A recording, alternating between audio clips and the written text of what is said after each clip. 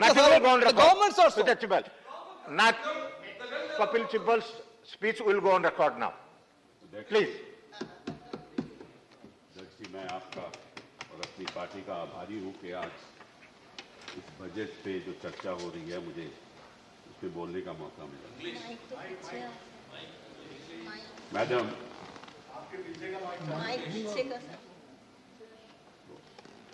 Madam Sir, Mike.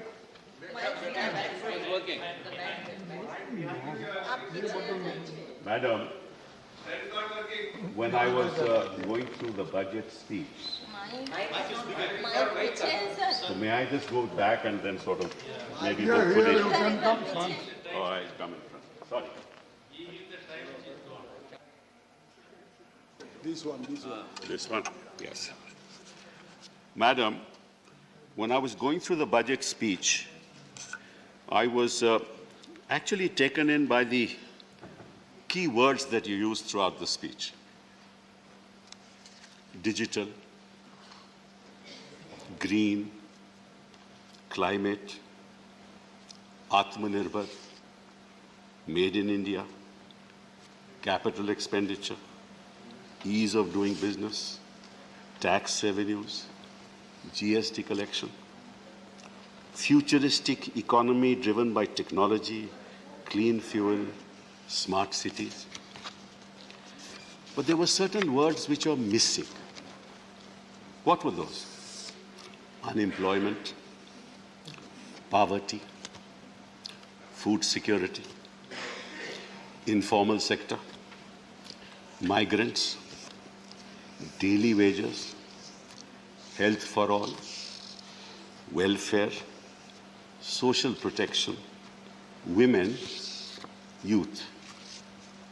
Now I ask myself, who is this budget for?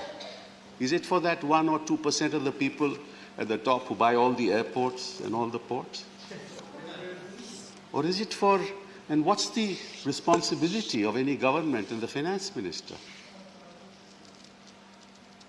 The responsibility is to take care of the people at the bottom of the pyramid. वित्त मंत्री जी, जब आप किसी परिंदे को उड़ते देखते हैं तो वो आसमान पे नहीं देखता। कभी देखा आपने कि परिंदा आसमान की तरफ देख रहा है? और जो पशु, जो जानवर जो नीचे जमीन पे हैं, कभी उनको देखा है कि वो आसमान की तरफ देख रहे हैं? कभी नहीं देखा ना? क्यों? क्योंकि असलियत जमीन पे होता है। आप लोग आसमान की तरफ देखते हो, फेंकते हो, सपने फेंकते हो, सपने दिखाते हो। जमीन को देखिए, हिंदुस्तान की जनता के हालात को देखिए। जो एक महिला वो ये सोचती होगी कि मेरा कल क्या होने वाला है, उसके बारे में तो आपने सोचा ही नहीं। हम बात करते हैं, शुरुआत करते हैं अनएम्प्लॉयमेंट की। मैं ज्यादा आंकड़ों में नहीं जाऊंगा, because you can juggle data but you can not juggle facts. तो थोड़ा मैं अनएम्प्लॉयमेंट के बारे में आपको कुछ बताता हूं। पहली बात तो यह है कि आप अगर यूथ अनएम्प्लॉयमेंट की बात करें, so World Bank data 2019 says that India had a level of unemployment of 23% amongst the youth. 23%. China unemployment rate in neighboring countries 2020 data by the Center for Economic Data and Analysis based on ILO database. China had an unemployment of 5%, Bangladesh 5.3%, Pakistan 4.65%, Sri Lanka 4.84%, and India 7.11%. This is where we are. This is your shining India, whatever. Now, you have said that I have increased the capital expenditure by 2 lakh crore. That's what you say, to 7.5 lakh crores. So, जो 2 लाख करोड़ है, that is for the purposes of building infrastructure. But आपने कभी देखा कि जो unemployment है वो कहाँ है? आज के दिन अनएम्प्लॉयमेंट कहाँ है? मैं आपको बताता हूं, शायद आप भूल गए होंगे। इंडस्ट्री वाइज जॉब लॉसेस आपको बताता हूं। Manufacturing 9.8 million loss of jobs. Hotel and tourism 5 million. Education 4 million. Overall services sector 1.8 million. Fall in central government employment 3.32 million. In 2012-13, it's now 3.31 million. Employment in railways 1.27 million. ये तो आपकी unemployment के sector हैं। तो अगर आप सड़कें बनाओगे तो वो इन सेक्टर्स का क्या होगा? होटल और टूरिज्म का क्या होगा? एमएसएमई सेक्टर का क्या होगा? एजुकेशन का क्या होगा? ओवरऑल सर्विसेज सेक्टर का क्या होगा? तो when you have to deal with unemployment, you have to do it sector wise. You have to give them relief sector wise. जो आपके सड़कों में जो लोग लेबर आती है वो मोस्टली अनस्किल्ड रहती है। अच्छी बात है कि आपने 2 लाख करोड़ दिया है, उसमें से 1 लाख करोड़ तो आपने लोन दिया है स्टेट्स को, केवल लोन, वो भी 50 साल इंटरेस्ट फ्री लोन। इसका मतलब क्या होगा कि वो पहले तो आप तय करेंगे किस स्टेट को जाएगा, वो ये भी मालूम है कि किन किन स्टेटों को मिलेगा। फिर कई स्टेट चाहेंगे ही नहीं कि आपसे लोन ले, क्योंकि वो टाइड अप रहेगा, क्योंकि अगर वो कोई भी प्रोजेक्ट डालेंगे तो आपकी अनुमति चाहिए। तो ऐसे बजट नहीं बनने चाहते। कल मेरे चिदम्बरम साहब ने 3 W's की बात की थी। अभी हम वेल्थ की बात करते हैं, because I believe that this particular budget has no vision, no real long term plan. And let me explain something to you, and through you, hopefully the people of India are listening. Anywhere in the world, wealth is created in universities. Wealth is never created by industry.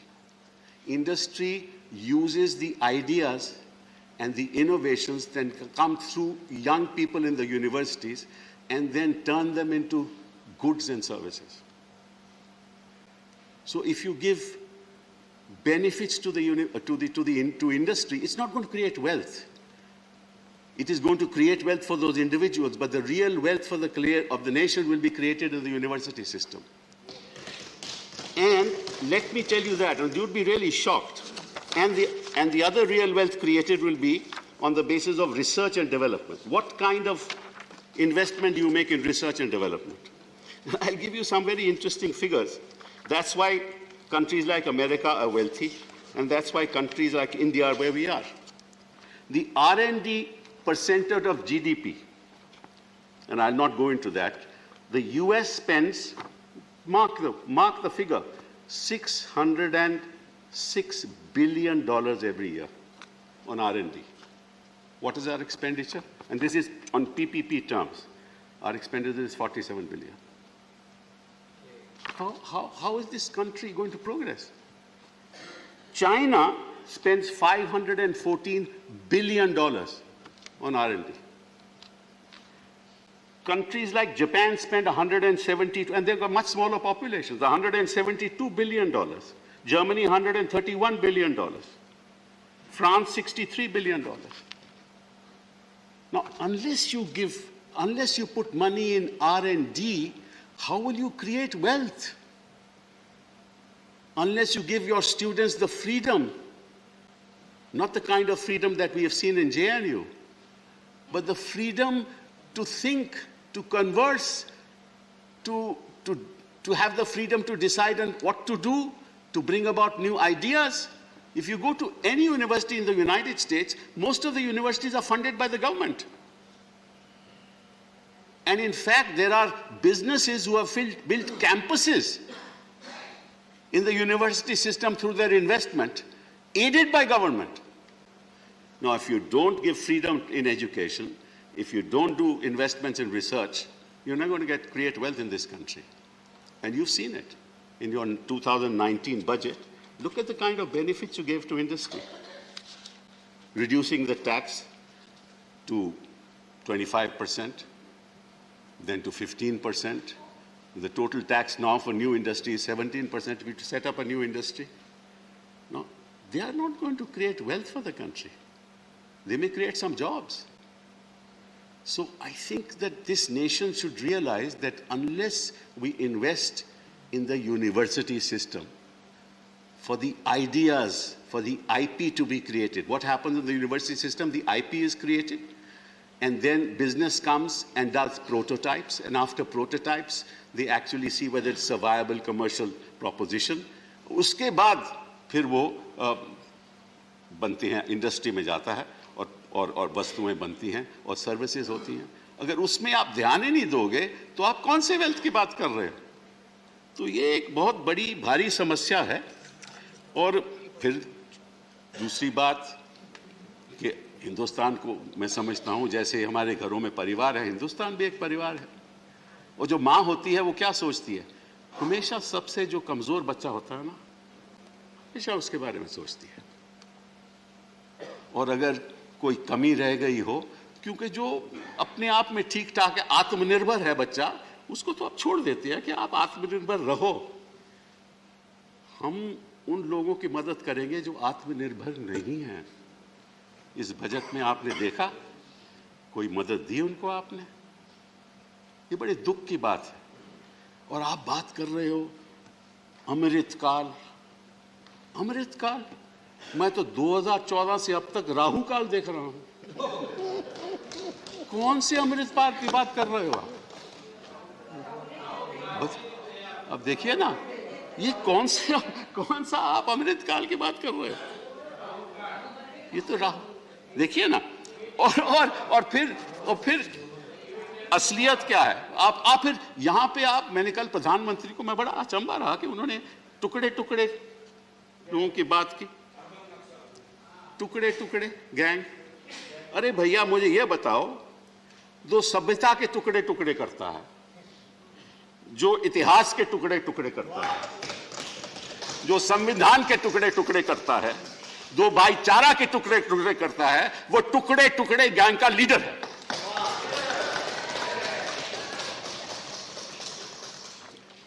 तीसरी बात, आपने ये जो petrol पे जो अपनी excise duty लगा रखी है इतने सालों में, और आज भी लागू हुआ है, डीजल पे एक्साइज ड्यूटी लगा रखी है। मैं आपके द्वारा, आपके माध्यम से जनता को ये बताना चाहता हूँ कि 2014 में पेट्रोल का जो कीमत था पर लीटर वो 71 रुपया था, और जनवरी 2022 में वो 95 रुपये है। सेंट्रल एक्साइज जो हमने लागू की 2014 में वो 9.20 पर लीटर, 9.20 रुपये पर लीटर, और आपने 27 रुपये कर दिया उस पे एक्साइज। कितनी बढ़ोतरी हुई? 203%, 203%। डीजल पे 55 रुपये उसका दाम था पर लीटर, उस पे एक्साइज थी 3.46। आज दाम है 86 रुपये, उस पे एक्साइज है 21 रुपये, और उसकी जो बढ़ोतरी है वो 530% है। 530% बढ़ोतरी। और मैं सोच रहा था, क्योंकि आजकल यहां औरंगजेब की बात बड़ी होती है, तो मैं इतिहास को देख रहा था, और इतिहास में मुझे ये पता चला कि एक शख्स जो हमेशा,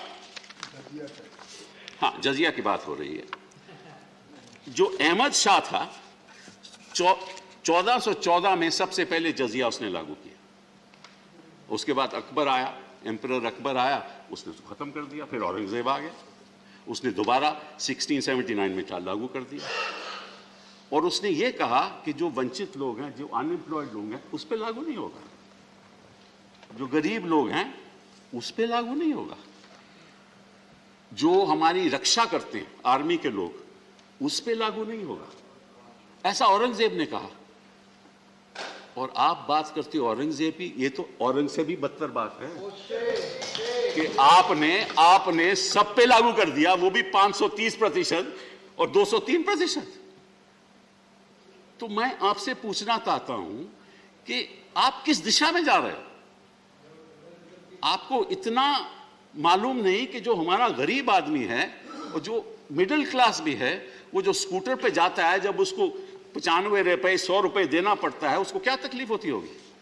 और आप बात करते हो डिजिटल इंडिया की, आप बात करते हो कनेक्टिविटी की, और जहां तक एजुकेशन का सवाल है, मैं कुछ और बातें आपसे सामने रखना चाहता हूं कि इस देश में कितने ऐसे लोग हैं जिनके पास सुविधाएं हैं कि वो कनेक्टिविटी के द्वारा शिक्षा प्राप्त कर सकें।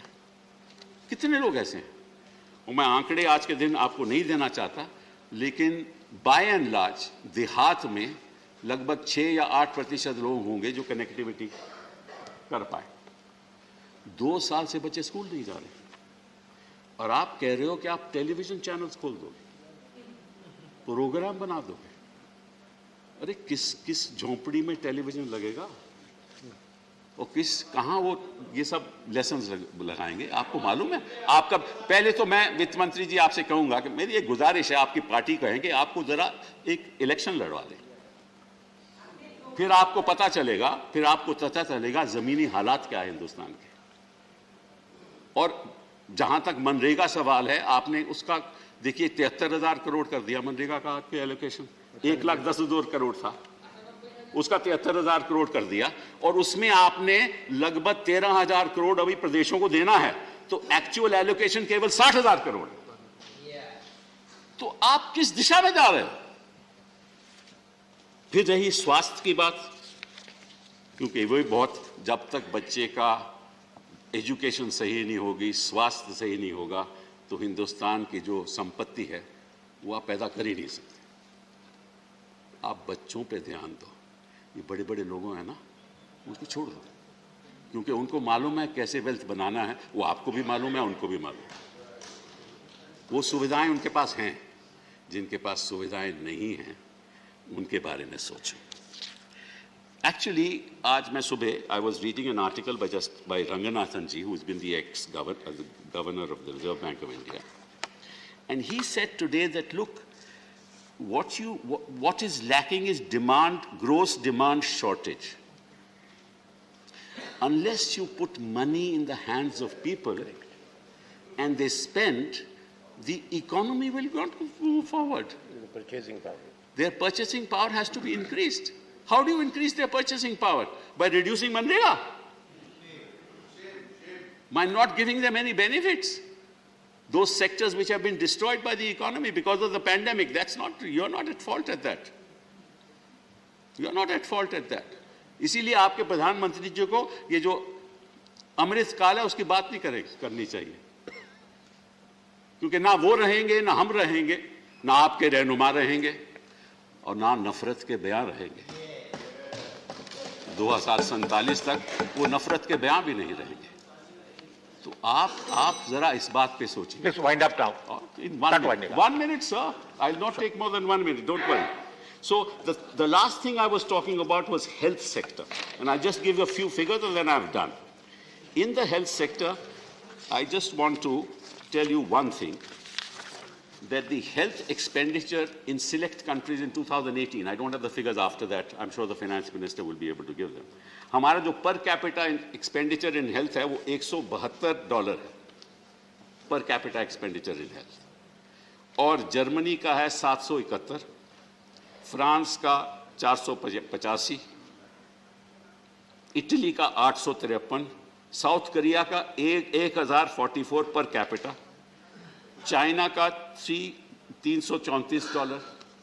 तो अगर हमारा पर कैपिटा एक्सपेंडिचर हेल्थ का इस हालात, ये जो हालात दिख रहे हैं मुझे, तो बच्चे का ना तो स्वास्थ्य ठीक होगा, ना उसकी शिक्षा ठीक होगी, तो वेल्थ आप अडानी अंबानी से बनवाइएगा। बहुत बहुत धन्यवाद।